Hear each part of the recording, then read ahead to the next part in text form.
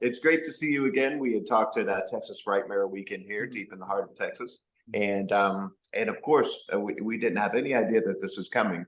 But this movie is just crazy, and we are so excited about it because we've gotten to know Joe Lynch over the years, and he's so much fun. But this finally brings us back to those Reanimator from Beyond, and all that great stuff that we loved. And so you got to be excited about getting this out there, right? I'm thrilled. I'm thrilled. And I'm sorry if I couldn't bring it up at the Frightmare, but remember, I was on strike. I Yeah. was, I was in the writer's strike then. We were on strike, and I couldn't promote. Mhm. I couldn't promote the film. Now we're off strike. I'm not Yeah. going to say we won, though we won, and uh, I can promote the film so I can talk about it. Yeah, it's great, and I'm one of the things I'm proudest of in this film is that it does honor the legacy that Stuart left, that Stuart Gordon left in our earlier work, and in all the work he did with all the great collaborators that he had. And Joe was one of those young filmmakers that was inspired by Stuart, contacted him, and Stuart, generous soul that he was, opened up his genius to young filmmakers on a regular basis. He was not one of those Hollywood characters that that recoiled and was jealous of his genius. And I think you'll find that people who make horror films in general, and I've been to a lot of fantasy film festivals and frightmares in my career, and I think if you meet the people who make horror films, you find that they're genuinely nice people. Can you hear that? There are there are 5 military jets going over my apartment now. I'm in New York. I'm in New York City, and I live on the Hudson River, and they just go up the river to West Point. Mm. So yeah. I don't know. We might be under attack, everybody. So careful out there. Oh gosh.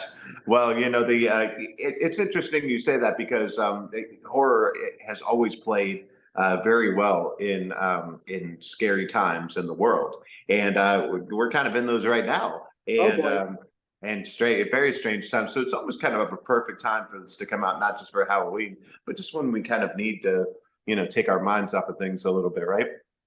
Yeah, horror takes your mind off it, but deep inside of it, it's also satisfying some deep inherent fear that you have of whatever it was that caused that war, whatever it was that caused that cultural clash, whatever it was that caused that fearful environment in which you find yourself living. Horror doesn't. Horror takes you someplace else. It's sci-fi, it's fantasy, it's horror. They all overlap as genres. They take you someplace else, but where they're taking you from and where they connect to at base is your most inherent fears that you had when you were a kid, that never went away. And those fears of whatever it was that you fear, and in Lovecraft's case, it was usually his own sanity. He feared for his own sanity and his own identity. Who am I really? Isn't there something way back in my genetic past that's monstrous, that's horrible, that's despicable, that could take me over at any point? Yes, we all have our fears that we have to that we have to that we have to live with, if not confront.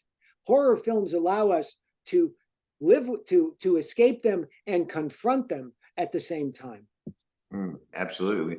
And people have been looking up to you for years too, and thinking, oh, this would be the coolest thing in the world to write these great, scary movies, and write a whole bunch of great things, but certainly harder than it looks. What kind of advice do you give to those people that want to follow in your footsteps? What you just said, it is Mhm. cool. Just try, it has been a cool thing. I've enjoyed it very much. But the best thing about it was I worked with friends. I started working with Stuart Gordon. We started writing we met in high school. We started writing together back then. I ended up meeting Jeffrey Combs and Barbara Crampton along the way. They've both been brilliant. Jeff's been brilliant in our films and on stage, playing Poe in Nevermore, in our one-person Poe show, Nevermore, An Evening with Edgar Allan Poe. Barbara has gone from being one of the great scream queens to being a producer, a very successful Hollywood producer of low-budget horror. It's a legacy that has been, if there's any lesson, it's work with friends. Now, to do that, you have to be incredibly lucky and have the friends that I had. But if you don't, believe in what you do.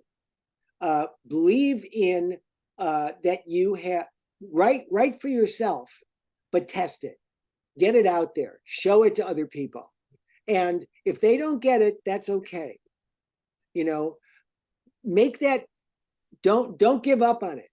Maybe take that as an opportunity to rethink what you did, but don't give up on it. If you thought a story was inherently important to tell, it is. It's important to tell, and it's important to you. Go with it. Be brave and be persistent. And the other thing I can say is, if you're a young screenwriter and you can't get somebody to read your screenplay, if you can shoot it yourself, shoot it yourself. You can shoot a film now on your camera. Shoot it yourself if you possibly can. And you're probably a better filmmaker than you think you are. And if you show it to people, show them that your words can turn into these images, can tell this story. And if you don't give up on it, take every opportunity to get your story told to people. But once it is, listen to what they say, and listen and pay close attention to how they respond, and go back and do the best job you can of making it as effective and fun. We always wanted our work to be fun, as gory and as crazy and as scary as it was. We wanted it also to flip over into fun when it could be. It should be. I have fun writing these things. Have fun. Oh yeah. Well, but writers and a lot of creatives are notoriously hard on themselves. Is there something you tell yourself that kind of keeps you on the right path even when things are tough? That's a good question.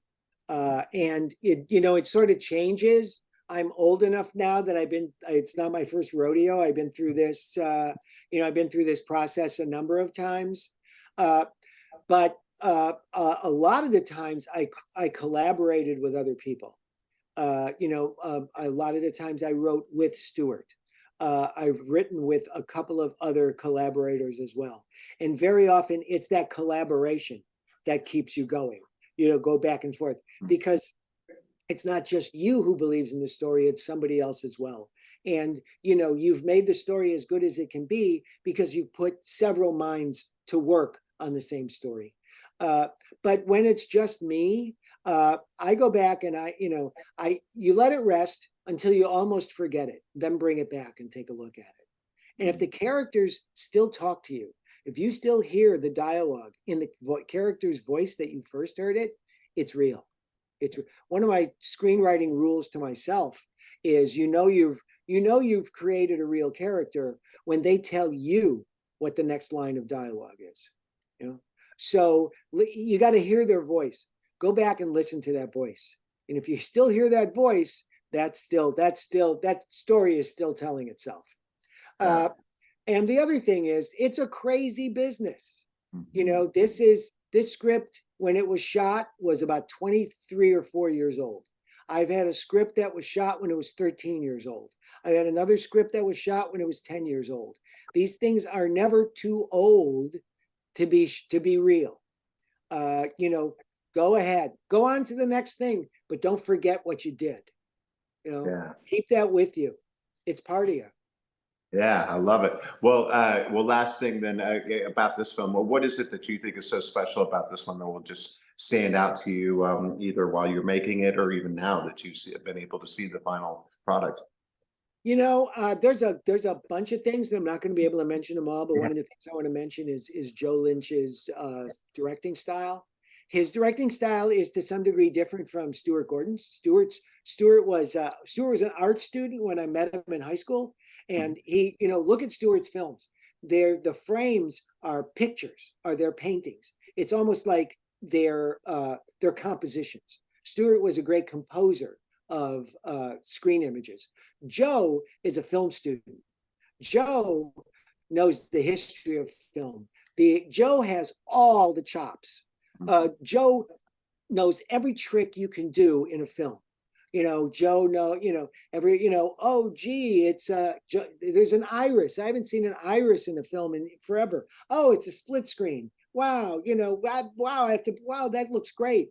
Oh, there is something Joe will show you in this film that you've never seen before. Every film should show you something you've never seen before. And Joe will show you something in this film you have never seen before.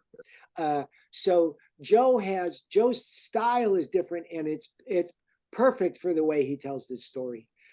Joe pulls out not all his tricks, he's got more, but he pulls out the ones that have story value for this particular story, and he tells it exceedingly well. A big credit to Joe Lynch. Absolutely. Well, we really, really enjoyed it. A lot of people loved it. Fantastic Fest. And now the rest of the world gets to see it. We're going to tell everybody to check it out. So thank you so much for bringing us this nice Halloween treat, and look forward to talking to you again soon, seeing what you got next for us. Yeah, I hope I get back to the Frightmare sometime. That was Yeah. cool. I enjoyed that a lot. Oh, that's great. Thank you so much. We'll see you soon, Dennis. Take it easy. Okay, bye-bye. Bye.